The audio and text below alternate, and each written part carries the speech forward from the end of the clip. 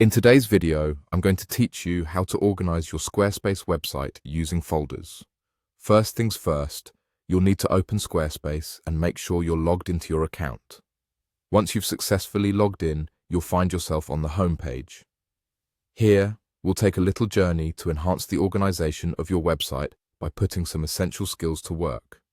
Direct your attention to the lower left corner of your screen where you'll notice your profile. That's the space you want to click. When you click your profile, you'll be presented with a page that lists all of the websites linked to your account. Scan through this list and select the website you wish to work on today. By selecting the website, you'll enter its specific settings and options. Now that you're inside your chosen website, look for the Pages option, which is usually a click away and prominently displayed on your screen. This brings you to the area where all the magic happens. Your task here involves managing your site's navigation structure, so find the area labeled Main Navigation. Next to it, you'll see a plus icon. Go ahead and click that icon. When you click this icon, a drop-down menu appears, giving you the option to create a new element.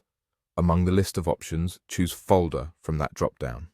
Creating a new folder allows you to give it a specific name that represents its contents or purpose on your website. Think about what suits your site's structure best. Having a well-named folder can greatly enhance your navigation's clarity. Now that your folder is created, let's put it to work by adding pages to it. If you have existing pages you want to organize, you can easily do this by dragging and dropping them directly beneath the folder name. This action nests these pages under the folder. It's a straightforward way to ensure your website's main navigation looks clean and organized. But what if you want to add a new page within this folder? No worries, that's simple too.